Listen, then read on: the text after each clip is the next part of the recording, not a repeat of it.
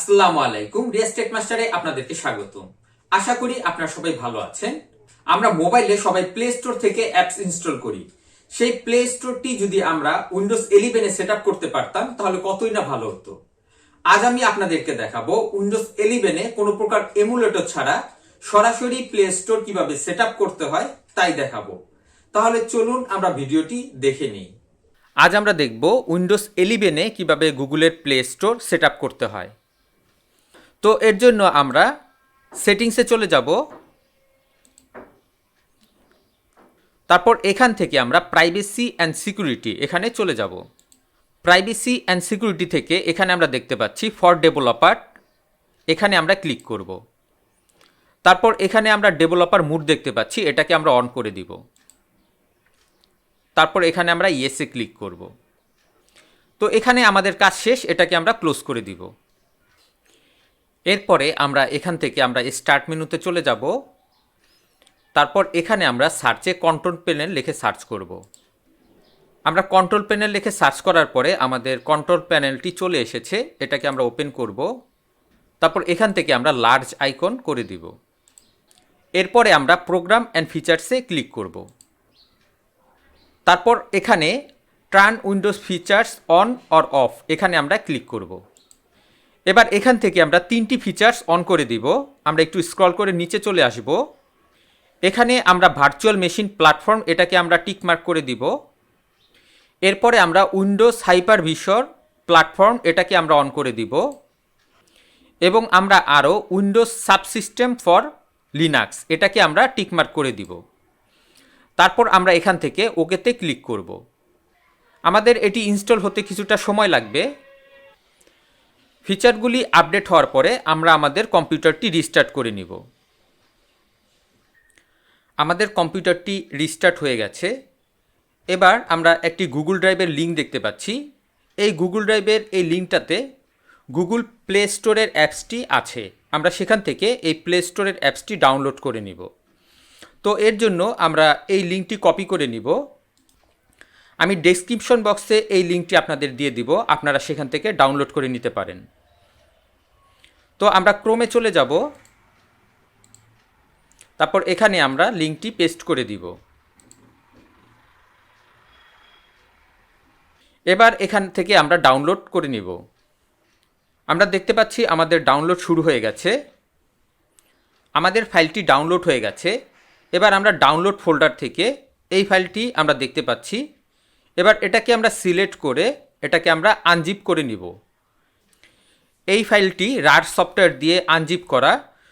তো আপনাদের যাদের রার সফটওয়্যারটি ইনস্টল করা নেই, আপনারা গুগলে উইনরার লিখে সার্চ করলেই এই সফটওয়্যারটি চলে আসবে।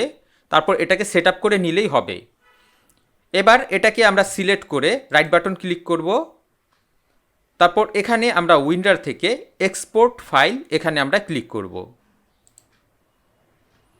তারপর ওকেতে ক্লিক করব। আমাদের ফাইলটি আনজিপ হয়ে গেছে। এবার আমরা এই ফোল্ডারের ভিতর ঢুকব। এবার এখানে যে ফোল্ডারটি আছে এই ফোল্ডারটিকে আমরা কপি করব। তারপর আমাদের সি ড্রাইভে এটাকে আমি পেস্ট করে দিব। সি ড্রাইভে যেখানে আমাদের উইন্ডোজ সেট করা আছে সেখানে আমরা পেস্ট করব।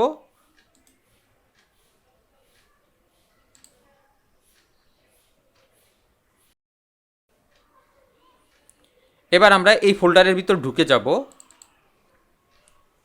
আমরা একটু স্ক্রল করে নিচের দিকে চলে আসব।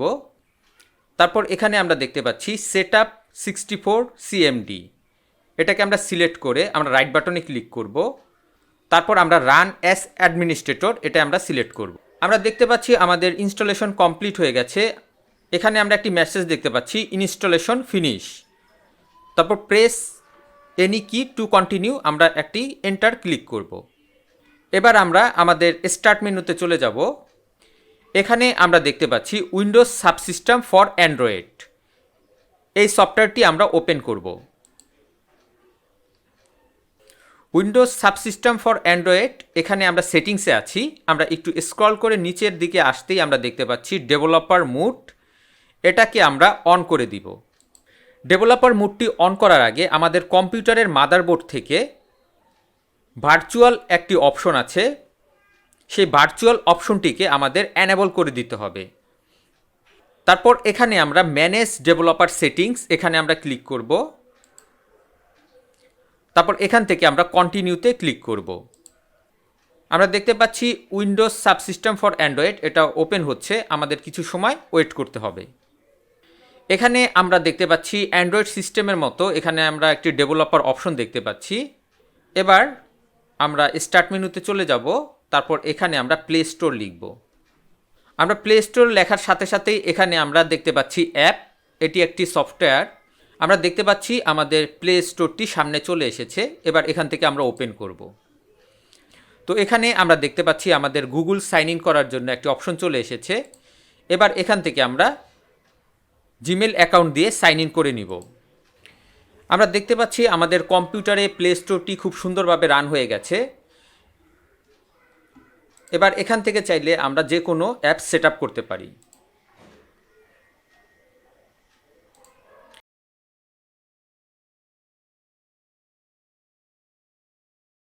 আশা করি ভিডিওটি আপনাদের কাছে ভালো লেগেছে। ভিডিওটি ভালো লেগে থাকলে অবশ্যই লাইক, শেয়ার এবং কমেন্ট করবেন এবং আমার চ্যানেলটি সাবস্ক্রাইব করবেন।